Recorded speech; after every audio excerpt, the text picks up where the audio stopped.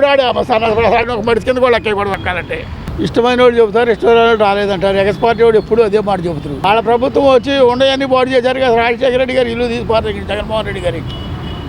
అంత కట్టాలు ఇచ్చేస్తాను రెండోది లేదు. చంద్రబాబు నాయుడు గారు బాగానే చేశారు, రాజశేఖర రెడ్డి గారు కూడా బాగానే చేశాడు. ఆయన ఇల్లు ఆయన కొడుగా పుట్టడం దరిద్ర పనులు చేశాడు. ఏమన్నా చేసిండు ఆయన పేరు నిలబెట్టు. అసలు ఒకటి భూములకు ఒకటికి దత్తా ఎదురండి. ఈడి పేరు భూముల మీద అక్కడ వరల్డ్ రాజు చరిత్రలో ఆయన చూచారా? సరిహద్దురాల మీద ఈడి పేరు రాసుకోవటం ఏంటి?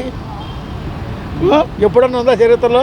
నేను ఒకప్పుడు వేసారు పార్టీని, వీడు వచ్చాక ఒకసారి వేసారు, రెండోసారి మన ఏ బుద్ధిగా దరిద్రాన్ని అయినా. ఇప్పుడు సొసైటీ ప్రెసిడెంట్ ఏ పార్టీ వచ్చింది మా ఊళ్ళో మేమే చేస్తున్నాం, మా బ్రదరే చేస్తున్నాం. అది కానీ ఇంత వరలో ఇంత లుచ్చా అనుకోలేదు. ఇంకొకసారిగా రావాల్సి వస్తే దేశ సర్వనాశనం అయిపోయింది. ఒకసారి బుద్ధి తెచ్చుకున్నారు, ఒకసారి చూపించుడు గట్టిగా చేతులు అంట. ఈ ఆడు చేసినప్పుడు అట్లా చేసిండా ఏమండి? అంటే మేము గెలిచినప్పుడు అయితే గ్యామ్లింగ్, అది ఎంతోడికి వెళ్తే గ్యామ్లింగ్, అది వరలు తప్పది. వాడు చేసిన లుచ్చాపల్లికే పోయింది అది. నేను ఆ పార్టీ వాడిని ఏమి ఇచ్చారు వీళ్ళు? నేను వైసీపీ వాడిని ఏమి ఇచ్చారు వీళ్ళు? ఒక్కటీలో శూన్యం చేశారు. వైసీపీ అన్నట్టు ఎవడంటే మేము చిన్న కంపెనీ పెడితే డైరెక్ట్ 12 లక్షలు లంచం అడిగిండు. నెలకు లక్ష మిగులుద్ది, 12 లక్షలు మేము వాడి పాలేతనం చేయాలా? అట్లాంటి పనులు కూడా చేశారు వాళ్ళు. ఇంకా ఆడినట్టు నమ్మదు. నేను వైసీపీ వాడిని ఆడాడు, ఎవడికి ఇచ్చాడు?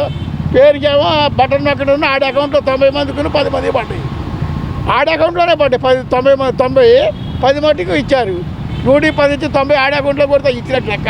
అసలు ఆ ప్రభుత్వాన్ని ఎట్లా ఎక్కేస్తారా? ఆ రాజధాని భూములు చూడండి, నిండు గర్భకులాలు కొడతాను ఎత్తి. అది అందుకే సురేష్ గారు అన్నాడు ఏంటి అసలు రోడ్లన్నీ దవ్వు తెగిండాడు, రోడ్లు కూడా తవ్విండేవాడు.